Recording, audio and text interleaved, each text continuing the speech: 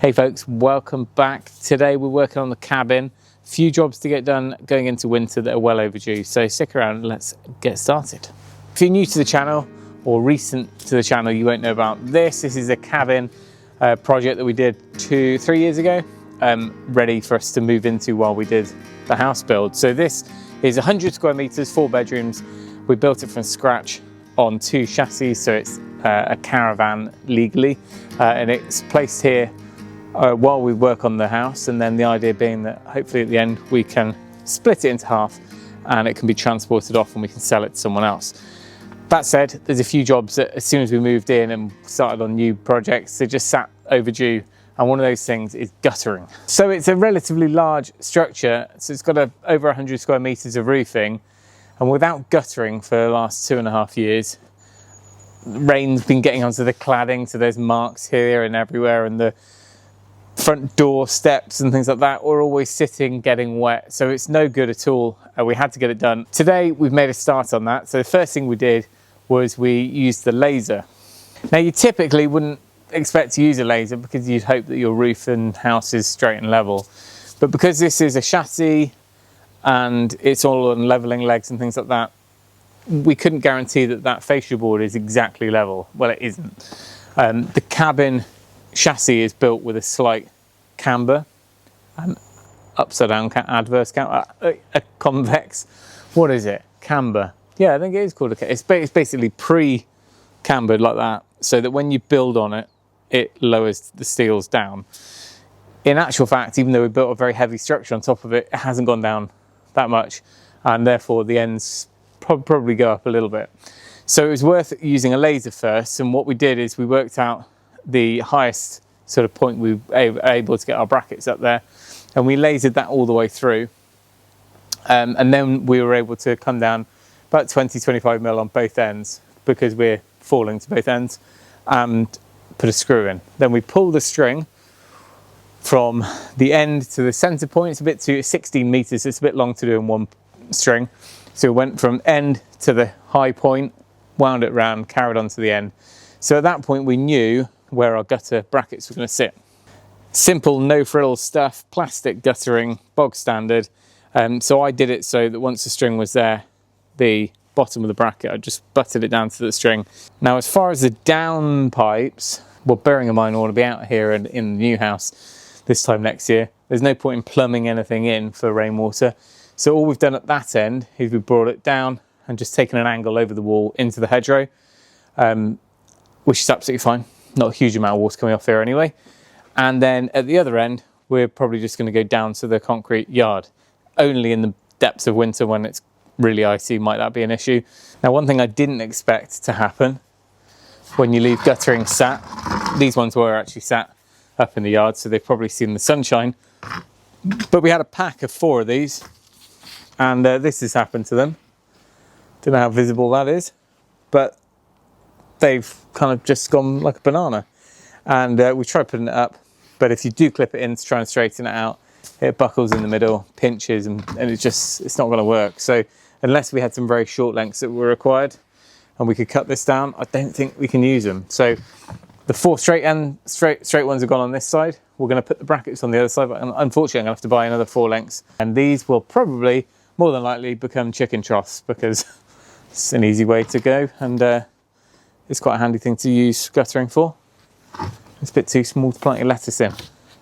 As we're up there and we're doing work on the cabin, may as well fit the overdue barge boards as well, which once again have been sat in the barn for 2 years. So I'll show you those. They're just simple 150 by 150. Interestingly, they've sent us wood grain ones, which I haven't seen before. Most of our trims and roofing is all plastisol, so it's just like a leather grain effect. But that is, well, it's a wood grain effect steel, which, to be honest, doesn't look too bad. Up there I've put Douglas fir boards for the actual structural barge board, which I stained black, and the barge trim that's steel, wood grain effect, is above that. They kind of blend in. And then down here I've got to do the same. There's a security camera on that corner which is probably going to get in the way, and it's almost certainly a special shaped screwdriver which I don't probably have, so might have to come back to that, but we can leave the last bit just a little bit high, then move the camera down.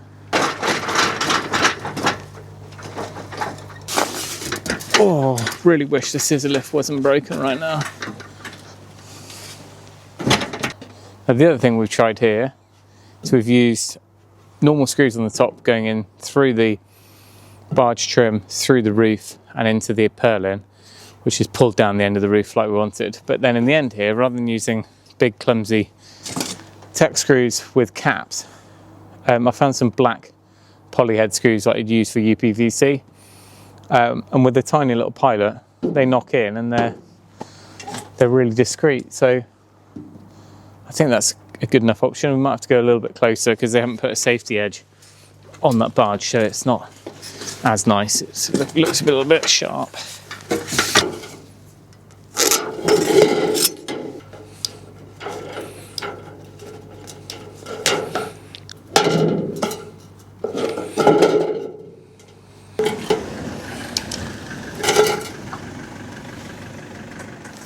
Right, Sunday afternoon project, see if we can get this finished. Straight guttering, which is a good start, although it's a different brand. So we just got to hope it, what, 112 millimeters? Well, that's just standard size, isn't it? Bit of a deadline to get this done because I need to concentrate on the big barn build. Talking about deadlines.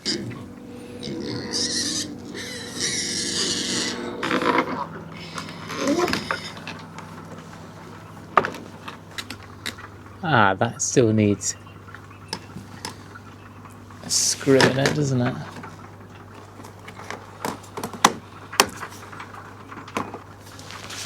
So I'm using a bracket because we're basing everything on the bottom of the brackets. I'm temporarily putting a loose bracket on here to set the height because these couplers don't have the same sort of height moulding on them, which is a bit annoying.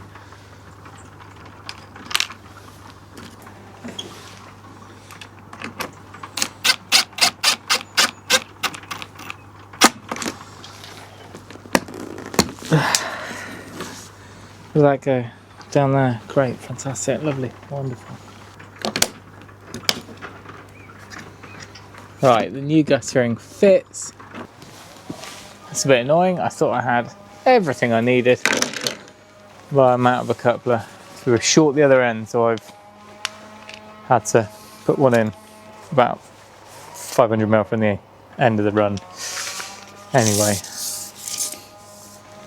we can do what we can. Funnily enough, this is almost like a bit of a warm-up because I'm really hoping that this week our gutter for the barn is going to be ready, and in which case I'm going to go and pick it up.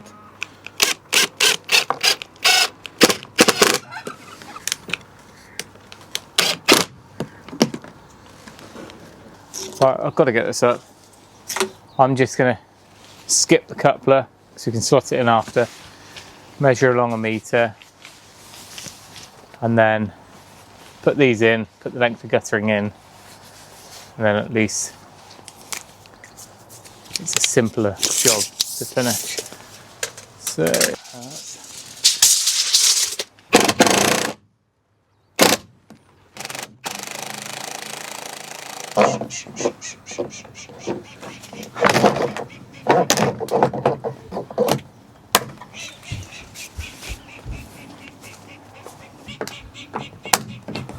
nice. Okay. Well, we did what we could. Oh, you stupid cow. That was about 100 litres of fresh, clean water you just destroyed. Well, we did what we could. We've got downpipes to do, both ends. So the ends on the south end of the cabin I'm going to take down in, and then we'll clip them to the walls just so they're nice and neat. That end I'm just going to do the same as what we did the other side, take it over the wall. But we've got the right falls all the way through, and I think that's going to do a better job of holding off any rain on this cladding. I think I might actually stain this cladding. I'm quite keen to do it all in a nice stained black, a bit like I did on the fascias. Might be a bit much though. It's actually one of the talking points at the moment, what we do with our timber cladding on the house build. We were just going to let everything silver down because that's the preference. I don't think there's any situation where I would try and stain it or preserve the colour of whether it's the oak, larch, cedar, whatever it is. It's just a losing battle. No products out there at all will work unless you're reapplying every single year. And you know, sun UV is so powerful, it looks worse with a finish on after a few months than it does just left to silver. So we're going to let it silver, but there is one other option, which is actually to colour it black, stain it black. But I'm not quite sure if that's it's a good look, and we've obviously got black cladding on the ends, the corrugated, and the roof and the windows, I guess. So it would probably be a bit much, but it does look nice against red brick. But whether I want to do it to all the vertical boards along the side, I was going to start looking at doing it this week, staining them, but then I think I'm going to leave it. It's always better if you are going to stain something to do it before install, because of course, whether it's a half lap profile or a tongue groove profile or a shiplap or whatever, you're going to have shrinkage and movement in the cladding, and therefore you're going to expose untreated, uncoloured, unstained timber. So that's why in the cabin, for example, when we did all of our dark blue ceiling, we sprayed all of our boards before we slotted them together. And since then, all those joints have opened up probably 2 or 3 mil on the tongue grooves, and you don't even notice because that blue is throughout. But you know, I think it's one of those things that it would look great now, but I don't know, 10 years time, maybe black timber boards might be a little bit out of flavour, I don't know. So I think embrace the silver.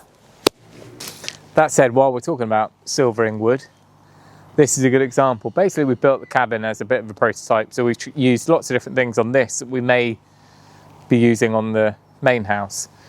Vertical boards are very similar, same species of wood as well, but you can see here, or you may not be able to, but this would have been like a golden colour when it went up, but what happens obviously is as soon as the UV hits that, it starts silvering it, which is fine. It doesn't degrade anything as far as how resilient that's going to be and how long lasting it's going to be. But you do end up with a bit of variation in how that weathers. So up under fascia boards, it stays lighter golden because it doesn't get the rain and the sun, whereas everywhere else is a fairly even silver.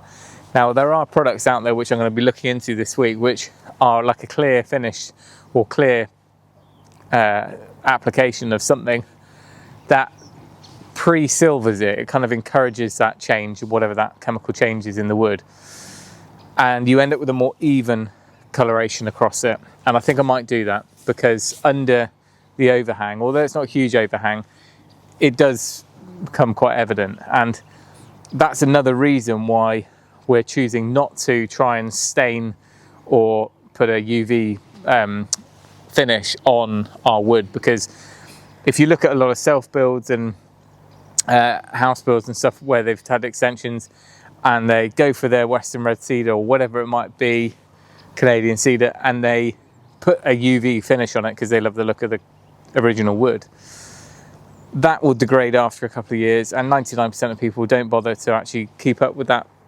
that finish.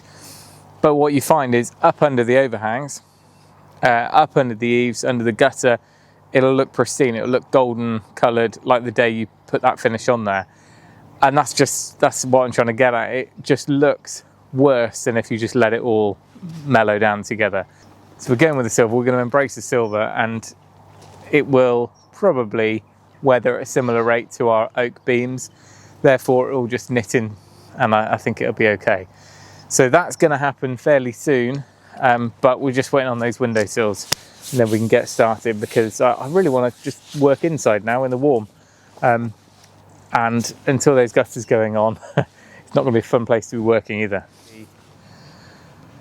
Right, let's get on with the afternoon chores. It's getting dark pretty quickly. Cal has approved the guttering, which is a good start, and she's quite pleased that we've gone with the monotone black and white look. So that's all good, isn't it, Edna? She's quite the grumpy old cow now, this one. But hopefully, calf in February.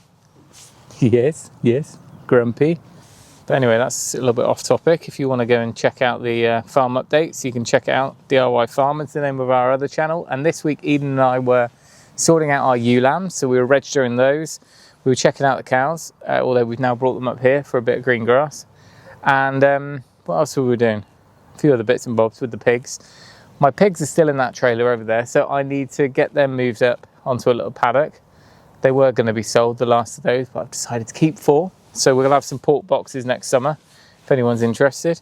And we will also be having our lamb boxes. So our lamb, we were going to do them for Christmas, but I've gone a bit softer. I'm going to slow grow those lambs a bit longer.